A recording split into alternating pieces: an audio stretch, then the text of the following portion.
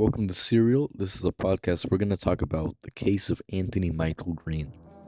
He's someone who was wrongfully convicted and spent 13 years in prison because of it. We're going to talk about him, and we're going to talk about how the Innocence Project helped get him out. Anthony Michael Green was a 22-year-old former employee of the Cleveland Clinic. He became a suspect in the 1988 rape and robbery of a cancer patient inside a room at the Cleveland Clinic Inn.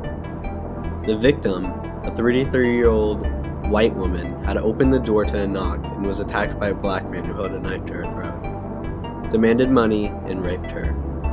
He also took her radio and left a washcloth on the floor after cleaning himself. The victim gave a description of the assailant to the police and said that he had told her name was Tony.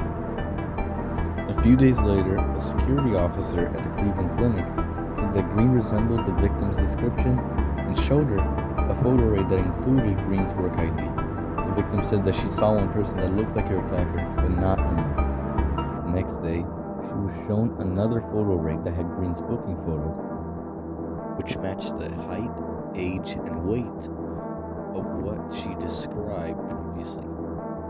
But Green was the only person who was shown twice. He was shown in both of the photo arrays. Then she identified Anthony Michael Green as the rapist. In 2001, Green was arrested and charged with rape, aggravated burglary, and robbery. He had an alibi for the time of the attack, but the police did not verify it. He also had no criminal record, no history of violence, and no pock marks or pimples on his face, as the victim had described. He maintained his innocence and rejected a plea deal that would have given him a 15-year sentence. He went to trial in 1989, where the prosecution relied on the victim's identification and the testimony of the jailhouse informant who claimed that Green had confessed to him. The defense presented witnesses who testified that Green had a different hairstyle and clothing than the assailant, and that he was somewhere else at the time of the crime. The defense also tried to introduce evidence that another man who had a similar history of similar crimes and resembled the victim's description had earlier been arrested near the Cleveland Clinic Inn on the same day of the attack. However, the judge excluded this evidence, ruling that it was irrelevant and prejudicial.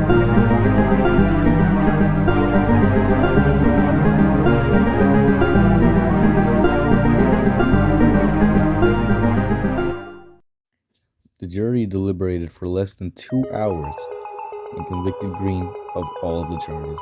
He was sentenced to 20 to 50 years in prison. He appealed his conviction, but it was denied. He also filed several motions for a new trial based on newly discovered evidence and assistance of the counsel that was later proven to be ineffective, but they were also denied. He spent the next 13 years of his life in prison, where he was assaulted, stabbed, and infected with HIV. In 2001, Green learned about the Innocence Project, an organization that is committed to exonerating wrongly convicted people through the use of DNA testing and to reforming the criminal justice system to prevent future injustice. He wrote to them, asking for their help.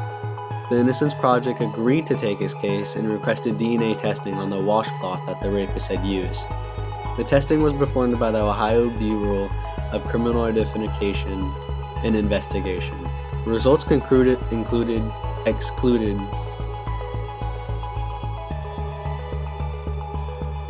Green was the first person in Ohio to be exonerated by DNA testing.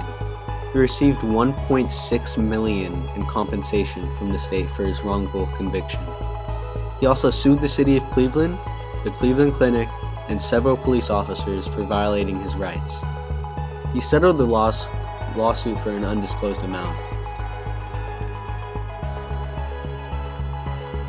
Green has since become an advocate for criminal justice reform and the rights of the exonerated.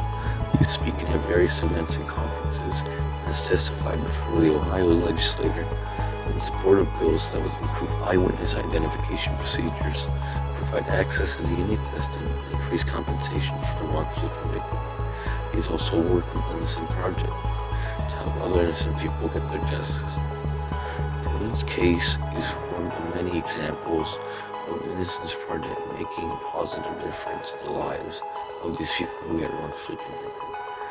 I think it's important we don't see this as a happy ending, because the fact that there are so many more examples of people who were put in a similar situation